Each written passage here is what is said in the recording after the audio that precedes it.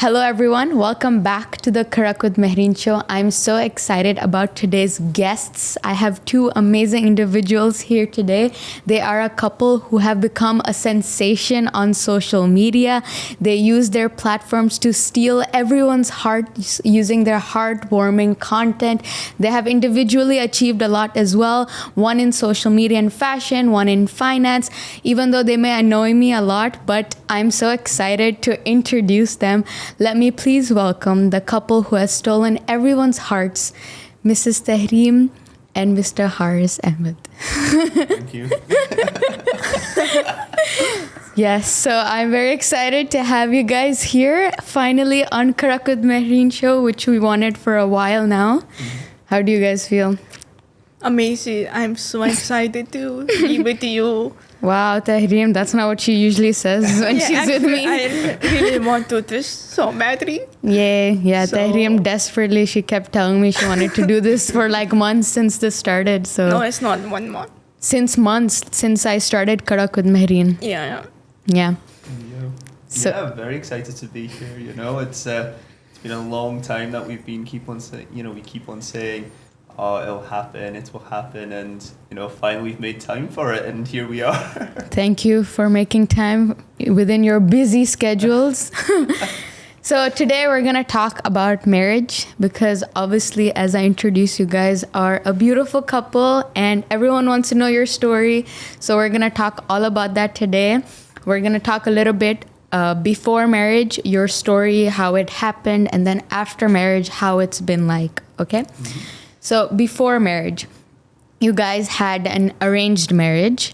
So I want to talk a little bit about how an arranged marriage happens. What was your story? How is the process like?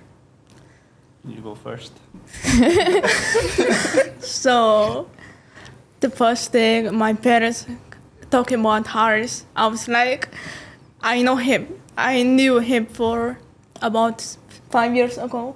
A long time. Yeah, A long even time. more. Yeah. Yeah, so I was like, I know him. It's gonna be very weird. And it's one of my relatives, right? And it doesn't feel like I'm gonna talk to him to marry this person. It's so weird. And then I was like, okay, no problem. I'm gonna test him. Why not? Test It's just him. Like, He's a lab rat. if I don't like him, I'm gonna move on. That's all. So I'm gonna text him, but I'm not doing anything, and I let him talk to me. So he talked to me. You remember how you Yes. said to me? So he said, "Hello, Tahrim." He spelled wrong spelling name. I was like, "Hello, who's this?" And then he was like, oh, he thought it's not me, it's someone else. So you talk to my mom, you talk to one His of my mom. cousin mother, and they were like, no, this is right number. I was laughing because why not? It's making funny, no? The drama started from the first message, literally. I mean, there's a bit more to it, but Oh, really? I know until here. And then we had conversation very serious. We don't have the time to talk like, what's your favorite or something. We don't have time to talk. You don't have time. No, I mean, what's your point of talking useless? If I like him, I'm gonna like him. So we need to know before what's perfect for us, lifestyle and everything like perfect for us. So I asked a serious question. I told him if it is okay for me to have hear and different accent or completely different person. I'm not like normal person. I'm different person, like special person. So, Unique person. And Harris talked to me. He was like, yeah, you don't mind. It doesn't matter if you want to talk. So it's actually a good person because some people ask so many stupid questions like, can you talk? Why are you speaking like this? Why are you speaking different accent? This completely different question. It's not like me. I'm just normal. If you ask me different question, it's not me. I'm just me normal. This is my life. I'm born with this. So we had conversation, we like each other, and then Harris was like, he didn't say I like you, and he said something. He's trying to flirt with me. I can notice, but I'm not saying anything. And then I noticed he like me. Tahrim always plays hard to get. Yeah, Like I know. even now, like even after marriage, he's always so hard. Yeah, continue. he like me. I noticed. So I'm not making I'm not making it easy to like him, right? So I need to know Hard to him get. more personally. So I ask more question, more serious, more than hobbies or something. I take someone 2 months to talk to him, and then finally, actually, I never talk on the voice messages or video call or don't even on, just texting. So Harris want to talk Because you did not want to yeah, I don't want to. yet. Yeah. And I don't. He said, okay, I'm coming to see you to Dubai from UK. And I was like, okay. I was kind of nervous. When he came here, I was like, he talked to me different accent. I was like, oh my God, it's completely different accent. I'm like, okay, calm down, making slowly to understand each other. And then he speak to me slowly, different accent, so to make me understand. And then slowly, so I like him.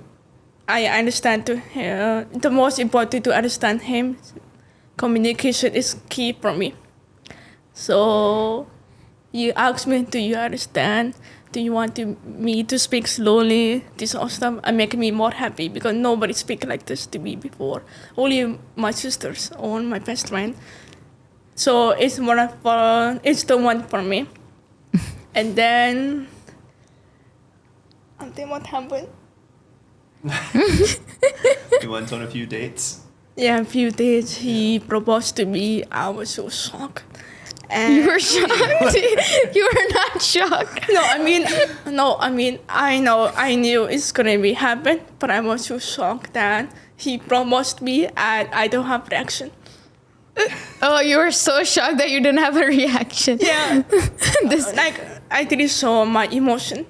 So it was actually funny in the video I see. I was like, oh, this is the first reaction. for me. until now he is like, oh my God, I do all of this and her reaction was nothing. Yeah.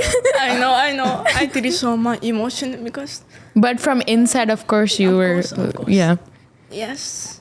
And then we become very happy. Alhamdulillah. Alhamdulillah. We are so happy to be each other, and Harsh and me decide to marry without telling parents before. And actually we have conversation to marry when we marry each other this year or next year, or it takes time because he's living in UK, I'm living in UAE. It's completely different from me to change to move to UK, different lifestyle, different like whole completely different.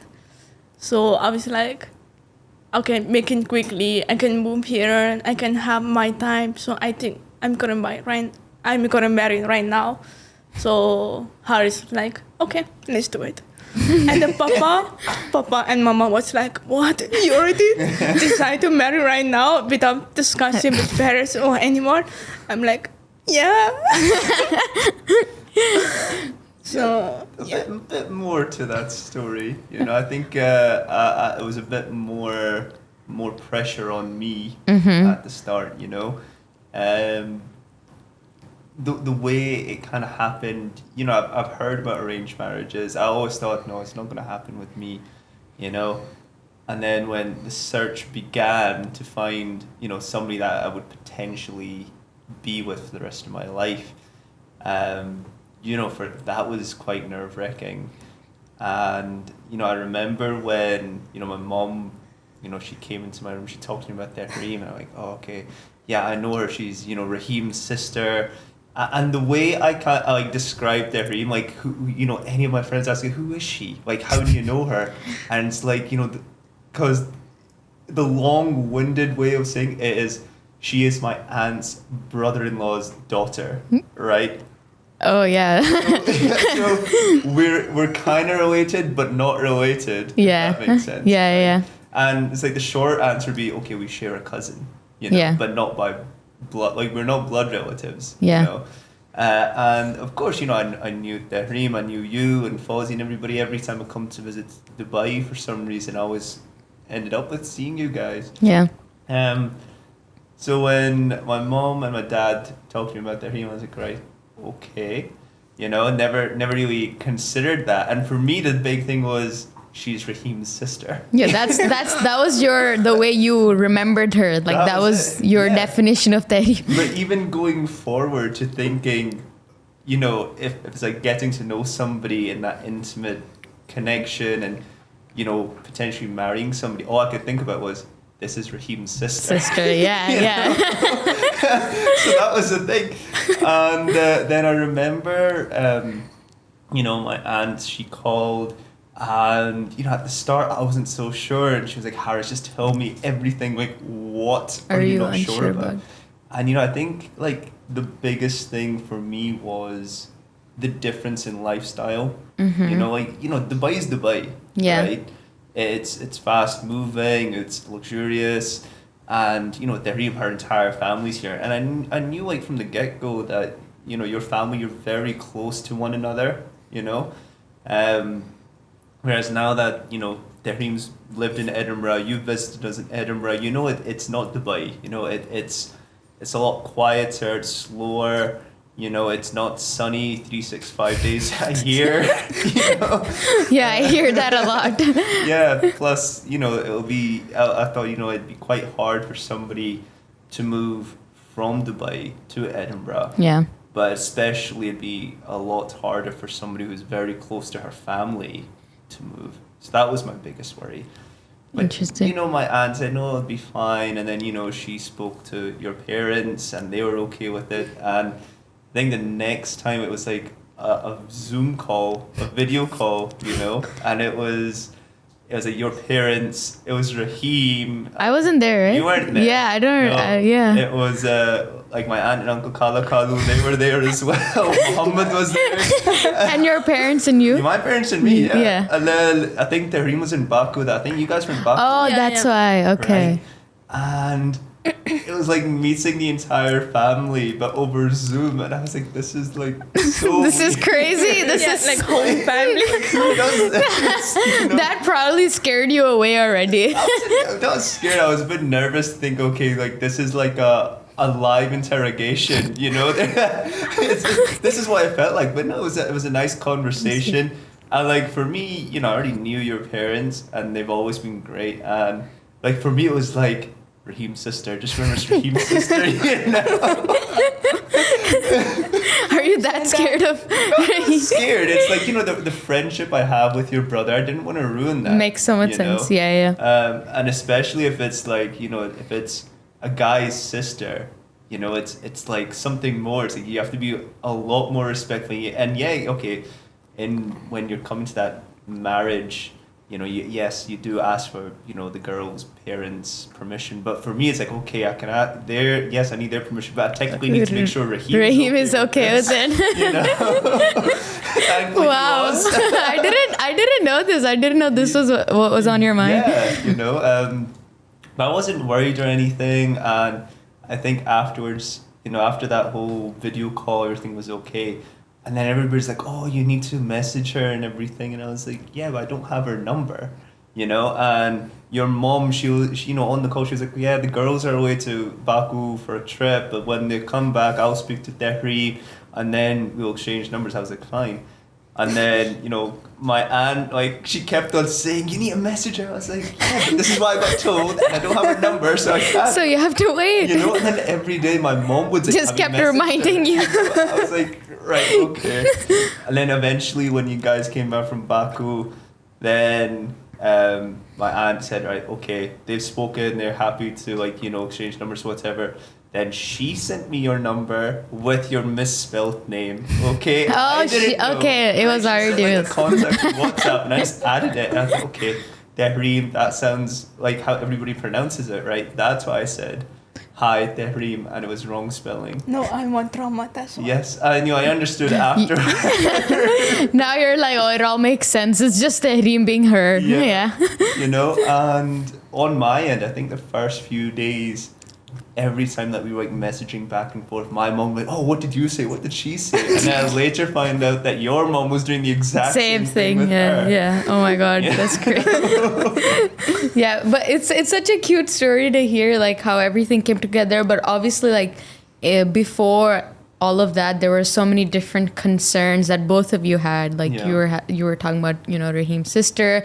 You had your own concerns. So I want to talk a little bit about that. I want to talk about, so when all of this was happening, you were probably worried about some things. Like you said you were worried about communication. Maybe that could be something, So talk to me more about this aspect. Why were you so worried about it? What are other concerns you had? Maybe moving abroad. What else did you have concerns about?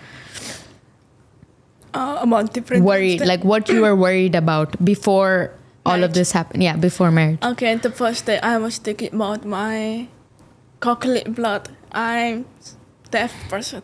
Actually, it's not deaf, but it's deaf. So this is completely different because when I had conversation with people, like some people, I don't understand what they say. It's a big issue for me. Mm-hmm. Imagine I'm married to the person. Communication is worse, everything making worse, relation worse, and they don't understand what I'm saying. That's wrong, You want to make it healthy relation. So I need to worry about that. But the first one, I'm myself. I'm not changing myself. I'm still myself. I need to find good person for me, who fit my life, Mm-hmm. So I was like, I should know who's good for me. And I was thinking one cochlear blood, that's all. That's main issue for me, that's it. The lifestyle is completely different because I'm not married to a person who living abroad. So my parents, they say, do you want to move to UK? I was like, yes. Oh, really? I never say yes before, because I always want to marry someone who lives with me, same country, same city. And suddenly I said yes. Everyone shocked because they know that I compromised with my husband because I love him. That's why I moved to him, with him. Yeah. Very cute. And then I realized I compromised because it's never happened to me before. It's something changed you. Something like if you like someone, if you love someone, make you compromise. You want to compromise. You realize you love them. Yeah. So it makes sense for me. And yeah. Makes sense. Very cute. And you were talking a little bit about Rahim's sister. That was one concern, but it was also cultural differences. That was something that you were thinking a lot about, lifestyle, but also culture. Why was that a big concern? Did you feel like you wouldn't adjust with the person, or that the person wouldn't adjust with you if they move abroad? So it wasn't about sort of adjustment, for me. I, like at the end of the day, when it comes to marriage, I knew, okay, it is compromise. There's some things that you want, some things that you won't get, and that's what life is. Yeah. You do have to compromise. For me, it was more of somebody who's used to a different lifestyle in Dubai, coming and trying to get used to a lifestyle in the UK. And life there is very different. Now their team's experienced it. It's 9 till 5 Monday to Friday. And then by the time you come home from the office on Friday, it's like, yes, it's the end of the week, but you're tired. You don't want to do anything. Yeah. Right? Saturday, you've got a great day. Saturday, you've got you might have slept in, go out, do whatever. Saturday night, go out for dinner, and then when it comes to Sunday, you're dreading. Oh no, I've got Monday tomorrow back into the office. So it gives you maybe half a day, and then you're back to it. That is what life is. Yeah. Whereas here, I think Dubai, you've got a lot more freedom. Yeah, you work hard, but there's so many things to do at so like different times that you make up for it. Whereas in the UK, you know, you've come there. You know that, you know, by like 7, 8 p.m. everything closes. It closes. There's not much to do. It's like, okay, go home now. Yeah. You know. Yeah, makes so much sense. And that was obviously an adjustment for Tahrim when she went in, because you were right. Like, it's very different. It's a whole different experience, especially for someone who has never lived abroad as well. Yeah. You know, so that in itself is huge. And I want to talk a little bit about like how you adjusted, how that felt. But before I talk about like after marriage, I wanted to know your perspective on arranged marriage in general. Okay. What do you think of arranged marriages? Do you think it's good? Do you think it worked for you, but do you think it's a good thing that it's in our culture? What do you think of it in general? Arranged marriage is more than arranged marriage for us. Okay. Arranged marriage is not about like the first thing you date to marry, but you marry to date. You get it? Yeah, I get it. Yeah, so we married to date. It makes sense. So I think it's a bit different. You know, I think, yes, ours was arranged, but then even before the wedding came about, it was already love. True. So it was arranged that and turned love, into a love for marriage, sure. Yeah. You know, and personally at the start, you know, I didn't agree with arranged marriage. I didn't understand the concept. You know, because, you know, before Tahrim, you know, you have this awkward sit down where your parents will go like, you know, you've reached an age and, you know, we need to start finding somebody for you to marry, and you're like, oh no, you know, what have I done? You know, you go through this process where it's like matchmaking. Yeah, your parents are sitting with it. So it's like, so the way I explained it to my friend, it's like, you know, Tinder. Yeah. You know, it's like Tinder, but your parents are choosing, right? Wow. Yeah. Parents Tinder. Yeah. Parent control Tinder. Control Tinder, yeah. I mean, not about us in general. Parents always looking for perfect partner.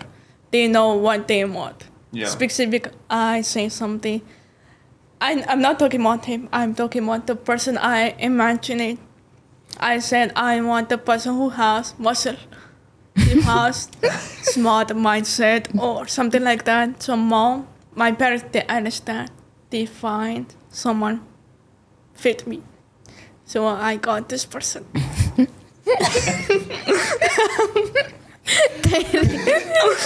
I've never seen Tahrim be all like cutesy and saying all these cute things. I just see her like arguing with you. No, I mean, I didn't expand because I never tell anyone. I told only my parents, not anyone else. Because what mama is looking for something, I was like, okay, I want someone who live in UK or who live in Dubai, something specific. So make it happen, what you want.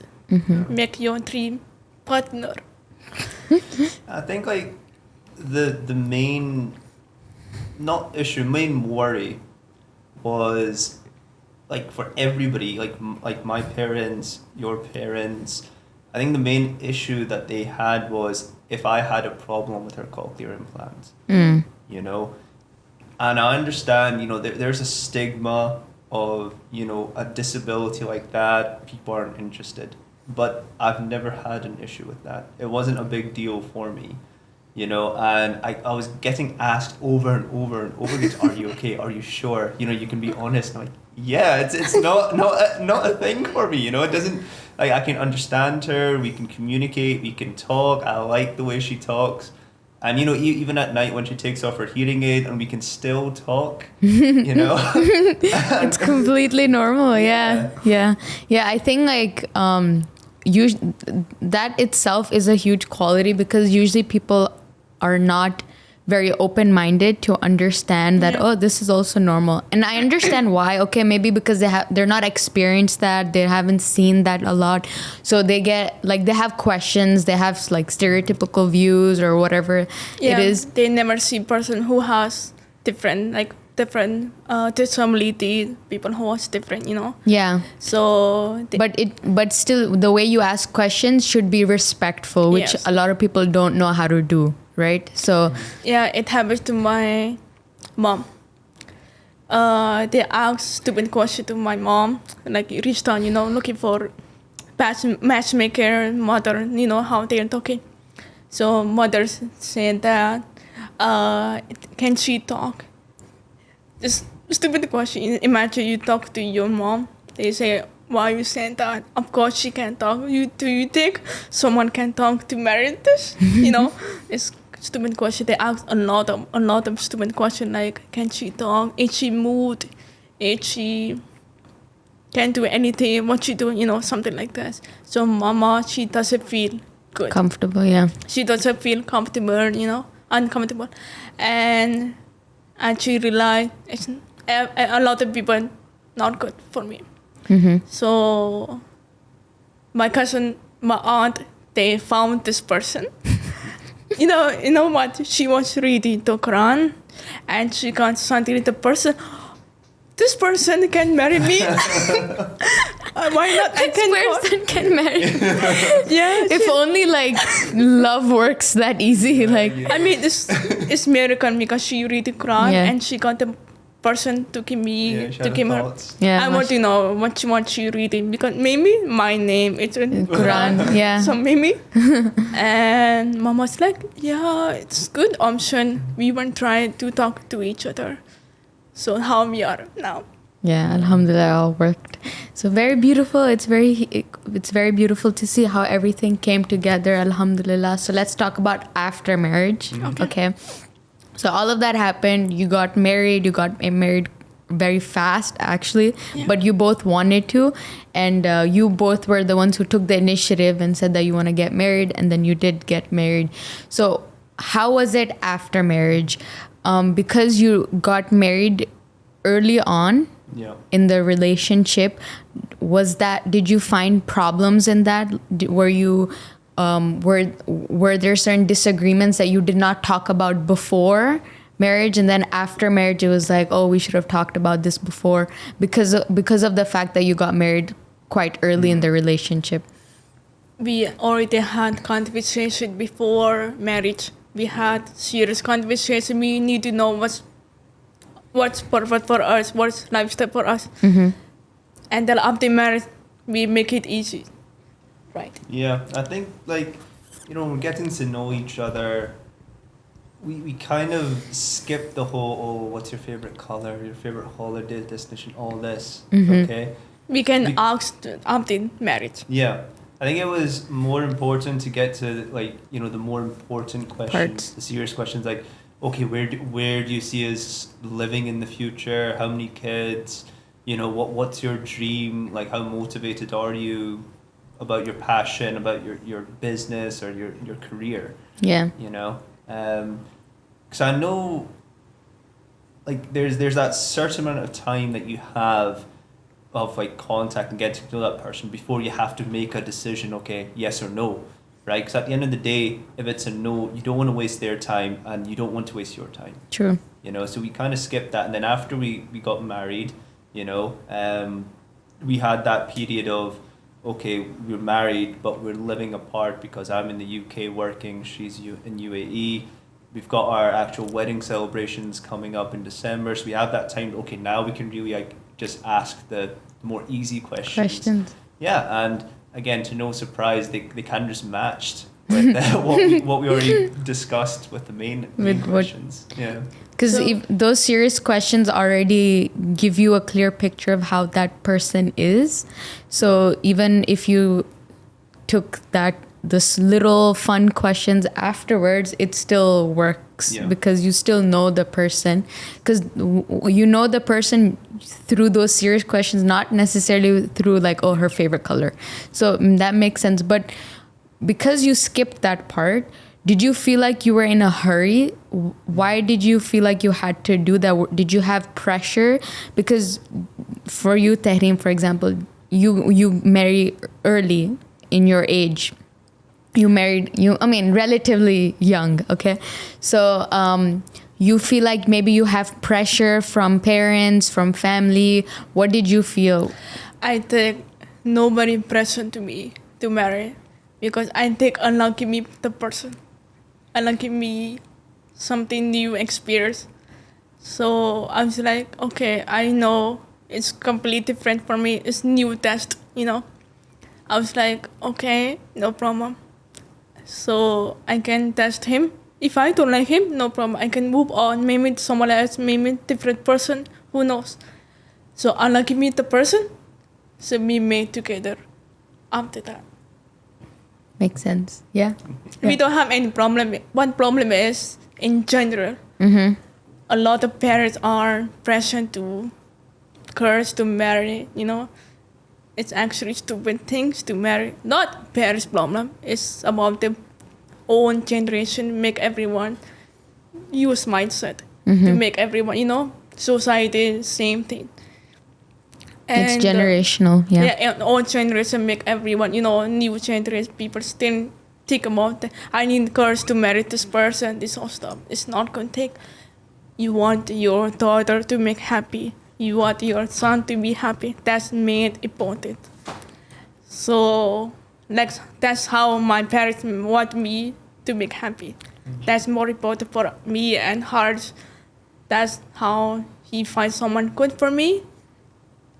It doesn't tell me to have to marry. They ask me, are you sure? Do you like him? Do you have any problem? Tell me. Is there any red flag about him? Yes, I can tell every day what is red flag. So there is few red flag about him. No, I'm not saying anything, but I'm just saying, you know, every person has red flag, you know. So you want to ask. But it's not red flags. It's just some things that maybe you don't like. Of course, there will be some things you don't agree with. Red flag, yeah. But red flag is about like something not related to me. To you, yeah, this is normal. Something not related to me, but so I accept. I like him. It's okay to have red flag. Yes, of course, no one will be perfect, 100% what you want. You have to-do list and everyone mark. You know, there's something wrong with him. I need to, because sometimes make you worry. If there is red flag, make me worry. Yeah. So just thinking, you know, you need to tell your parents if it's okay. They're like, no, it's okay. It's happy to anyone, you know, to make me understand. Oh, okay, that's fine. It's okay. So yeah, this is very important. You get to talk to your parents and express, this is something I like, this I don't like. Because usually in arranged marriages, not usually, it's changing now, but in arranged marriages, some families, they're not like this. They just say, oh, this man is good for you, so it's best to marry this. And they don't listen a lot to the daughter. Yeah. So this is very important to make sure that in arranged marriages, the daughters are communicating with their families as much as possible. Yes. Because, I mean, this is the rest of their life. Yeah. And the same with the husband. It's for both man and woman. So it's very good, alhamdulillah, that for you it was something that you personally wanted to do and you went ahead with.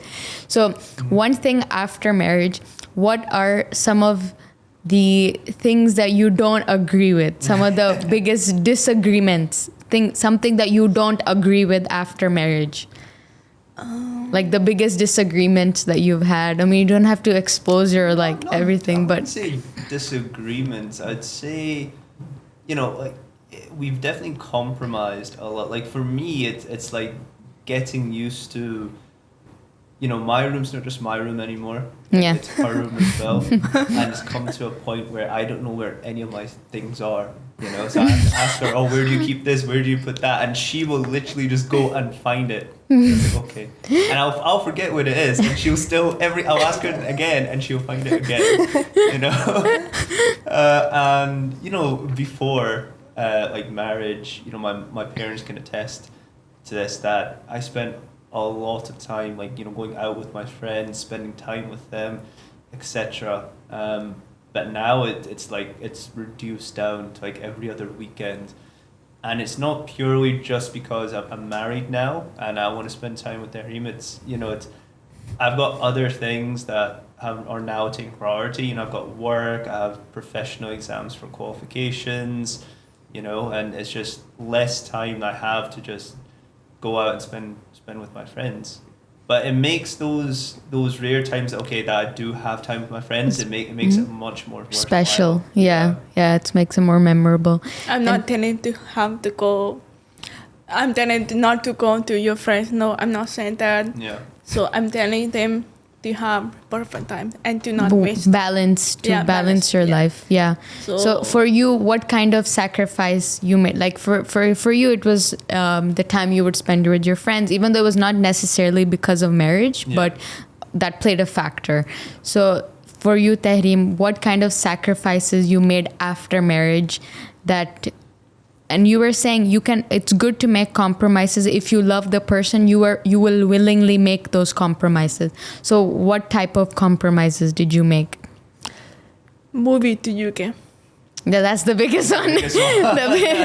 Complete different. Yeah, so how did you feel moving to the other side of the world? I mean, it's only temporary for me.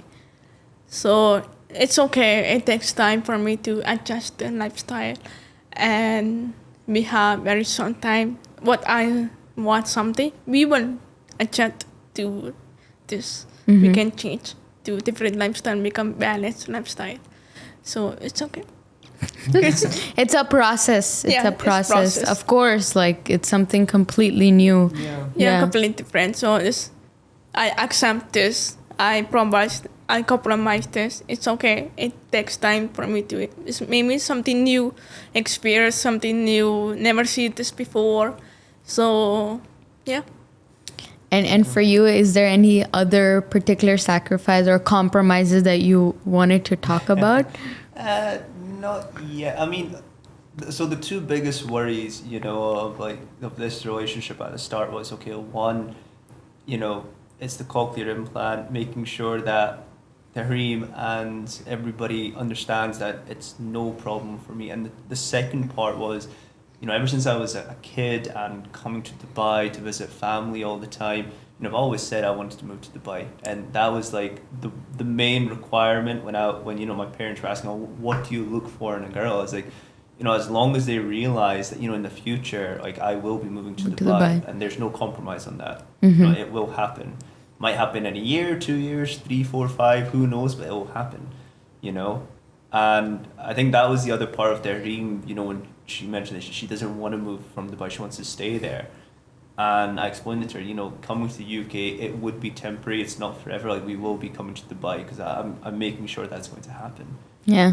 So it worked out, it all matched perfectly. Yeah, so I think like the biggest compromise for me would be in the future when I move to Dubai and all my friends and family are back. It's literally what Tahrim experiences. Yeah, true. You both are gonna experience. I mean, she did, and now you're gonna do it. We return. Yeah. So how do you think Tahrim has handled like moving abroad, living with you? How do you think it's been? I think it was a challenge for her, you know, and rightly so. Again, as I mentioned, Dubai is Dubai. You know, if you're used to a lifestyle here, you know, something to do any hour of the day, your family's here, people go out late for dinner 7 days a week, you know, having an abundance of food choices here, and then you come to the UK, not exactly the same, a lot colder, you know, winter and autumn's usually a lot darker. You know, and Tahrim's noticed as well, you know, you notice that in winter people are more depressed and angry and moody. Yeah, she kept telling me about this. Yeah. And it's natural, you know, even I get like that as well. Yeah. You know, and, you know, there were a few days that, you know, Tahrim got emotional, she missed her family, and again, that's understandable as well. And the way I would tell her is that in the future, when we move to Dubai, it'll be my turn to cry. And you have to deal with it then. You have to cheer me up. So it's cute. You both are gonna have like both of these experiences are gonna be experienced by both of you. Yeah. So it's very cute.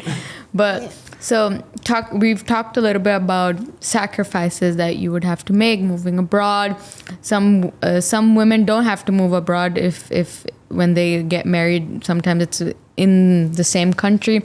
But usually the woman goes to the man's house, and usually they stay with the man's family, and this is quite common in our culture. What do you think of that? I know you are living with your family, but like, of course you are both enjoying it, but I just want to understand, what do you think of this concept of the woman moving to the man's house, living with the man's family? Well, I mean, at the start, I always said, you know, when Tahrim got her visa, she came to the UK, you know, we'll spend like 3 months living at home, and then we can move out and have our own place, okay? And I think because Tahrim came over and we just didn't realize how big of an adjustment that was going to be for her, and, you know, her having her family over, well, not over there in UAE, but, you know, having my family there with her helped her.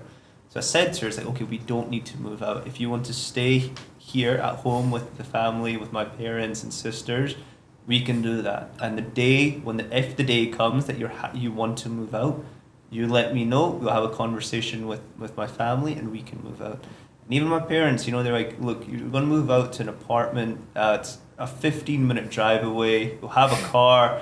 And, you know, my mom's like, you know, all Tahrim would have to do is, if you moved out, Tahrim would just call me in the morning. I'd come get her. She could just drive up to the house, spend the entire day. And then when you finish work, you guys can either you come over, have dinner, then go home.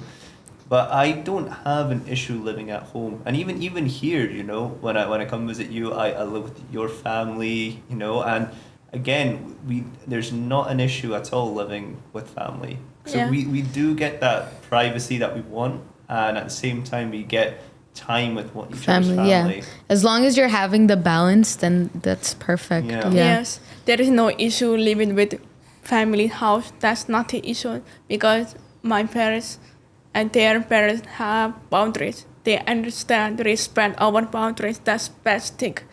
So we can have spending time with each other. They don't even tell me what to do, you know. They have their own boundaries. I have my own boundaries. That's first thing. Yeah. So some parents don't have boundaries. Yeah, It's that's very when hard it's to a problem. find, you know. Yeah. Some people live in their own house or living with parents. It depends on person. Yeah. So all parents and everyone should know they have boundaries. They should know that. Yeah. And more important is communication. Communication is key. I think, but if you don't say anything, making everything worse, making family worse, making relationship worse, you have to communicate. If you don't communicate, everything worse. So for us, communication is a key. It's number one. Even every relation, every family, friend is the more important for us. So when we had agreements, we didn't shout, we didn't scream, you know, we speak. Like, we are angry, but not crazy, you know? Yeah, you don't yell at each other. Just have a civilized conversation. Yeah. To have conversation is the best thing, because do you understand what they want? Because something miscommunication. Yeah. Miscommunication, we don't know something, what we like, what they want, you know? Communication is number one. So after that, we understand each other. Oh, I know he's gonna be hungry after work. I understand that. I make him food. Otherwise, I don't want to disturb his mood. So the more important to have communication. Yeah. Yeah. Yeah, that's beautiful. I think communication is important in all types of relationships, in families, in friends, as you were saying, in husband and wife relationships, in all types of relationships. It's very, very important. So it's very good that you are able to navigate through even the difficult conversations and have like a proper, civilized, good, normal conversation with the other person. So yeah, that's definitely very, very important. And one thing that I wanted to know a little bit more about was on top of communication, there's balancing your individual life. So when you get married, of course you have a partner, you have to take care of the partner, but you also have your own life. You need to work on yourself, your careers, your goals. So how has that been like for both of you after getting married? How have you been able to manage both of that, balance that? For you, it was moving abroad. For you, it's having a new person living in your room. Like, how do you balance that individuality in a relationship? So we can have our time. So when hard is working, I can have my own time. It's on their time. So I make something my own time. So we don't have any issue with that.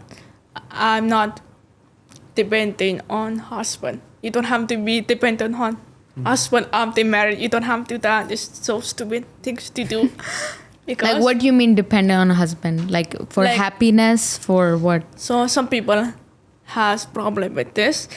A lot of people have to cook for them, have to cook, cleaning, like literally everything for him. Why you don't have time for yourself? You don't have boundaries for yourself. You feel so much pressure on you. You feel sad. You don't have anything to do. You lost everything about your life, like your trips, your goals, like literally everything. It's so sad for someone who dependent on someone. It's not good. In a marriage, It's not yeah. great.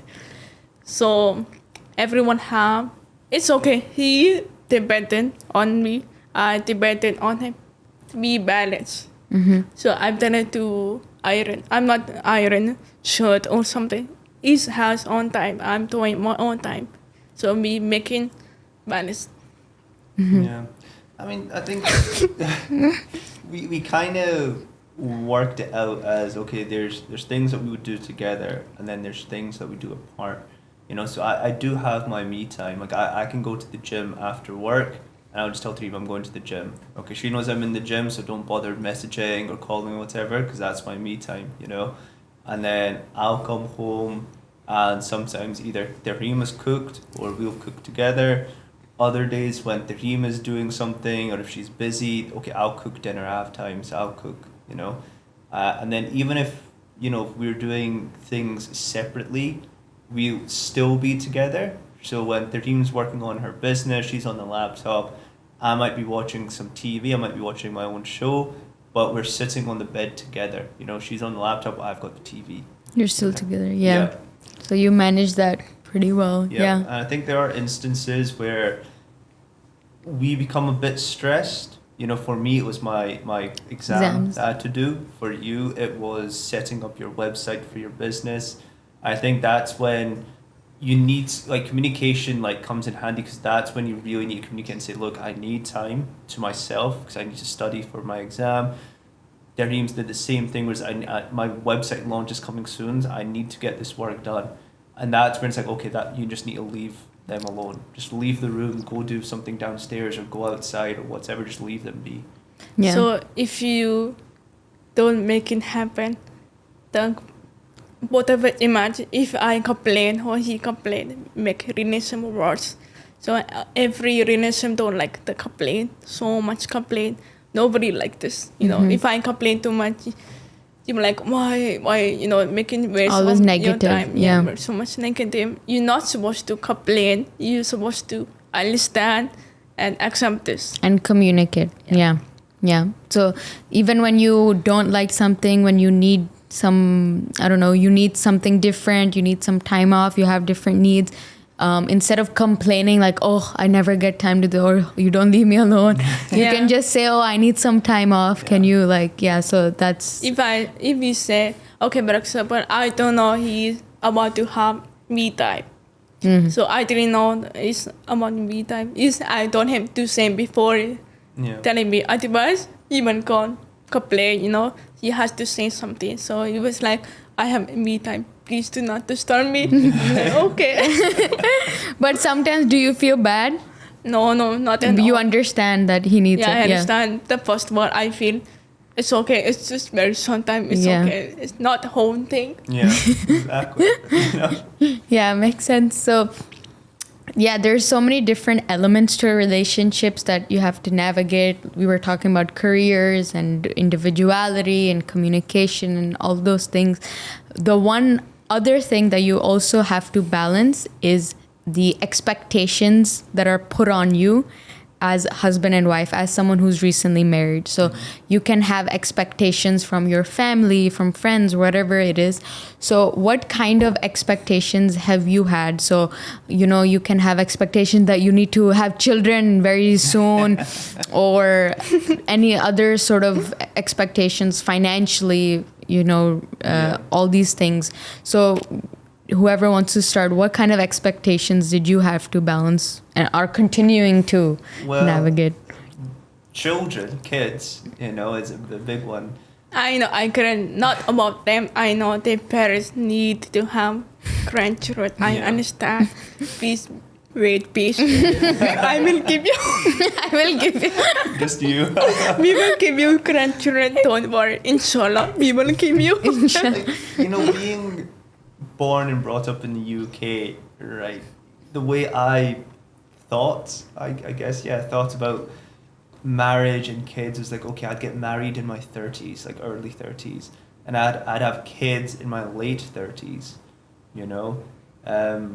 and that's just how culture is there. Even people, they get engaged, and then there's like 2-3 years before they get married, or they'll live with their partner before they get engaged or married. That's the culture there. That you grew up seeing, yeah. Right? And I had to, again, compromise that to, the Desi culture where it's like, so living with somebody before marriage, definitely not, But finding somebody and engagement, marriage in my 30s, like I don't want to do that in my 20s at all.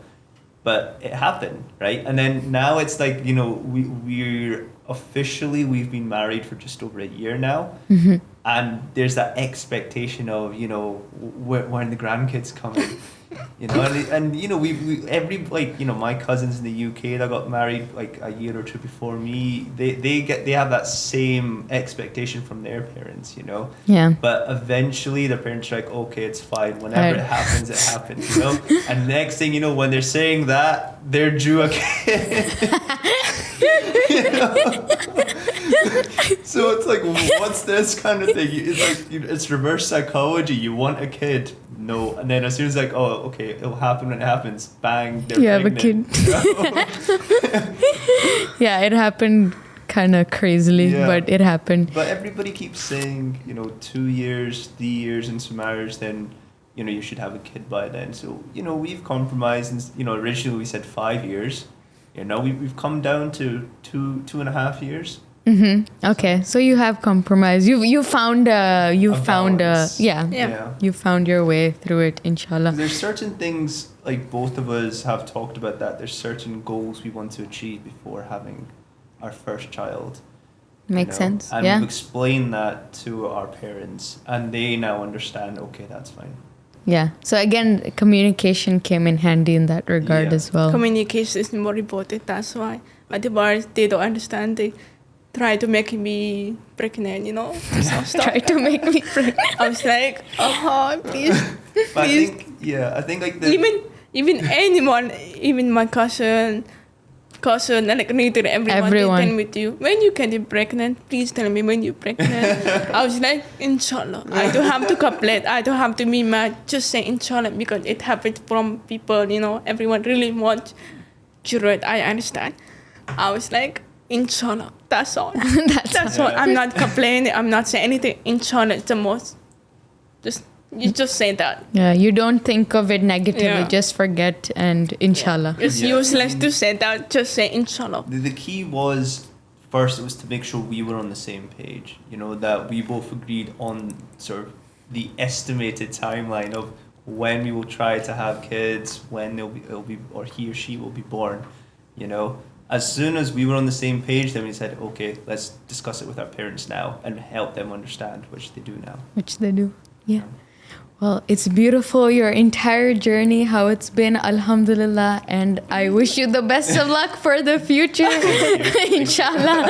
And I will be here to annoy you, to be a good sister, and to listen to you talk and rant always. Thank you very much for your time, guys. I loved listening to your guys' stories.